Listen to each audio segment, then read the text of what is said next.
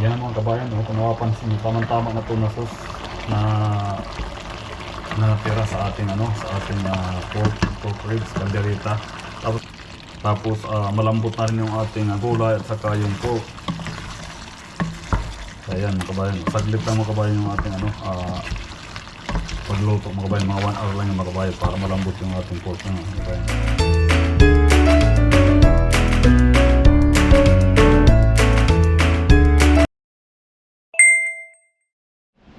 Welcome back to our YouTube channel mga kabayan. Ngayon mga kabayan, samahan niyo ako gumawa ng caldereta, yung caldereta na ribs mga kabayan. Ito mga kabayan yung ating ginawa is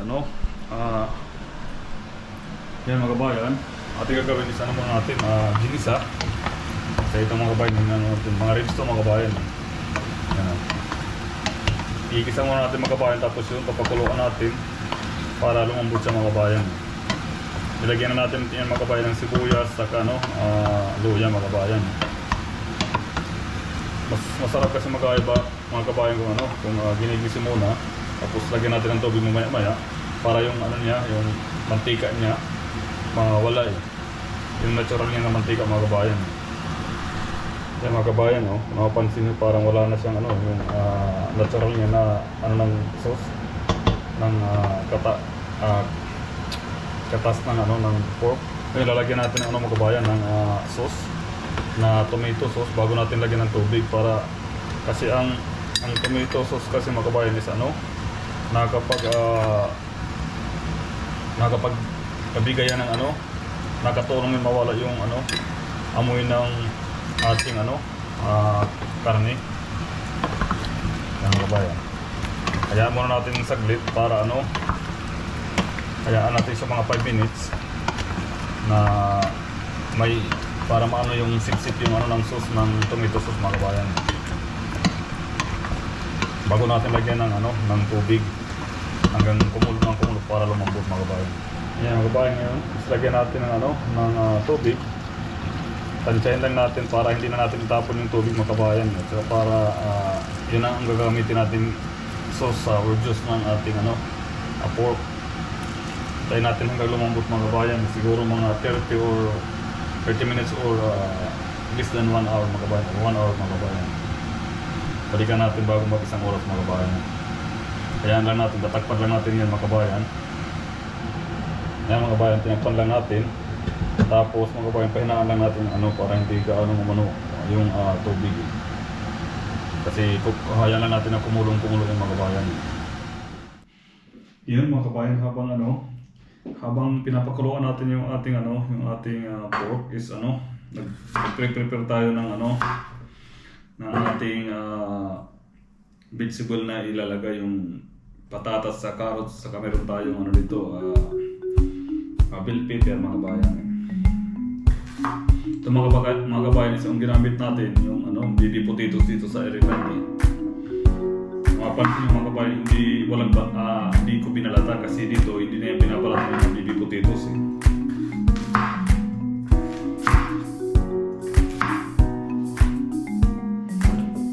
Tapos mayroon tayong mga kabayan, mayroon tayong carrots, 3 piraso yung ating mga kabayan ginamit. Kasi halos mga 1 kilo yung ating ginawa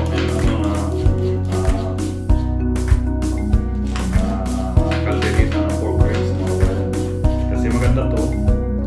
Kailangan natin kasi ito ilagay ng mga 30 minutes bago natin ilagay yung mga sauce sa ating caldereta para lumambot na rin yung ating ating gulay. Nangihuli lang natin yung bell pepper kasi nga isa naman mabilis lang to lumambot. Hindi katulad ng patatas at saka carrot is medyo matagal yan, kaya pinagsama natin mga kabayan, dito natin pinakuluan yung ating vegetable. Kasi kaya nga ang ginagawa ko kasi is instead na isipalit mo pa yung pagpa-luto ng gulay, sasamahin lang natin mga kabayan. Yun, stress ko lang ng tamang stress para at least mabilis lumambot sa mga kabayan. Kasi mga 30 minutes lang natin luluto to. Kasi kung papalakihan natin masyado mga kabayan is magiging matagal lumambot. Yan mga kabayan. Kasi tamang-tama yung mga kabayan, naka 30 minutes na tayo pagpakulo ng ating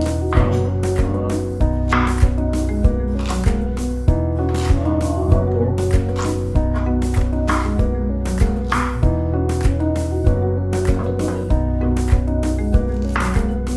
Kasi pagkatapos natin yung i-slice is ilalagay natin sa ating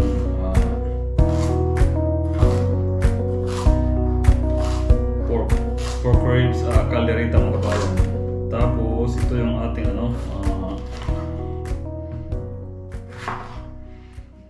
alam niyo mga kabayan, kaya ganito ko yung ini-slice para hindi masayang. Kasi ito, lalo pag hindi pang commercial kumbaga, pang sariling gamit natin is para walang sayang. Kasi ganun kami sa mga kabayan, ganun sa hotel para hindi masasayang yung ibang gulay or bill paper. Kasi dito mahal to mga kabayan, mahal sa Ireland, kaya kailangan wise ka dito. Tanggalin lang natin kasi di ba karanasan sa atin hinahati or hindi na parang yung iba natatanggal to, hindi na nagagamit. Dito yung magamit natin lahat. Yung atin lang yung atin lang surprise talaga yung lang yung gitna. Yan mga kabayan. Easy lang mga kabayan, madali lang siya gawin. Tapos i-slice lang natin ito mga kabayan para makita yung bill paper. Ganun lang kalaki mga kabayan yung bill paper. Yan mga kabayan. Tapos huli natin yan mga kabayan. Huli na natin paglagay na sa ating pork caldereta. Yan, di ba yan di ba ang ating yan mga kabayan. Kung nakapansin nyo parang malambot na siya mga kabayan. After 30 minutes mahigit. Kaya ngayon ilalagay na natin yung ating gulay. Yan ang mga kabayan. Ilalagay natin gulay hanggang paglambot. Tapos ilalagay na natin yung ating sauce. Sa ating kasi mga kabayan, nilalagyan talaga sana yan ng liver spread, yung para lalong pampadagdag ng sarap. Kaso dito sa atin, wala kaming liver spread dito, kaya wala kami nilagay. Tapos dagdagan na natin ng salt mga kabayan. Ako kasi lagi mga kabayan, tinatansya ko lang yung ating paglagay ng salt. Kung gaano kadami. Kaya nasa inyo na yan mga kabayan, kung medyo gusto nyo maalat is dadagdagan nyo. Namaya, pag maluto na yung ating gulay mga kabayan, yun na yung mga kabayan, idadagdag lang natin yung sauce na caldereta sauce. Pero kasi nilagyan na nga natin yan mga kabayan ng ng tomato sauce. Kaya mamaya, para maging malapotan yan mga kabayan yung ating, kung gusto nyo malapot yung sauce, lalagyan lang natin ng corn flour. Yan mga kabayan, kung napapansin nyo, tamang-tama na ito na sauce na natira sa ating pork ribs, caldereta. Tapos ngayon mga kabayan is ilalagay na natin yung ating bell pepper mga kabayan para maluto pa siya mga kabayan. Kasi kung napansin yung mga kabayan, halos isang oras na ating niluto yung ating yung ating pork. Tapos ngayon mga kabayan, dadagdag natin yung ating sauce, caldereta powder mga kabayan. Yan mga kabayan. Yan natin mga kabayan, ating caldereta powder. Tapos ngayon mga kabayan, mix lang natin. Yan mga kabayan, ang nilagay natin dito is nilagyan din natin to ng paminta at saka laurel mga kabayan.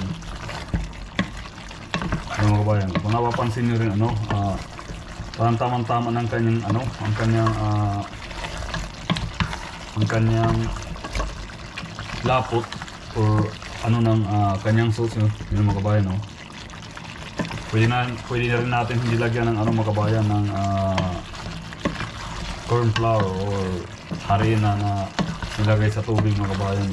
Minix sa sa maliit na tubig mga kabayan. Para ang sarap na mga kabayan kasi saktong-sakto ng kanyang sauce. Tingnan yung mga kabayan. Tapos malambot na rin yung ating gulay at saka yung pork. Ayan mga kabayan. Saglit lang mga kabayan yung ating pagluto mga kabayan. Mga 1 hour lang yung mga kabayan para malambot yung ating pork mga kabayan. Ayaw ko rin kasi yung mga mga kabayan yung humihiwalay na yung yung pork sa sa buto. Gusto kasi yung parang natataka mo pa yung pagkain na hindi ka lambot na malambot mga kabayan. Parang andyan kasi yung lasa ko. Yun para sa akin mga kabayan, andyan kasi yung lasa eh. Yung mga kabayan saktong-sakto yung ating sauce. Hindi natin kailangan maglagay ng corn flour.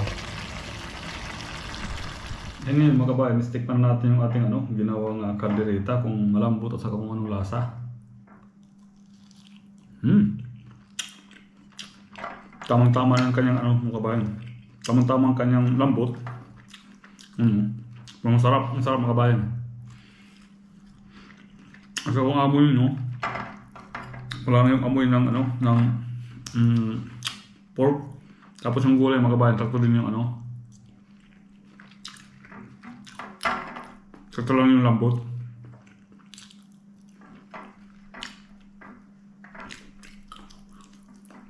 Yun. Sa mga bago sa ating channel, please like at subscribe. Papindot na rin bell button para sa update sa ating mga video. Maraming salamat mga kabayan.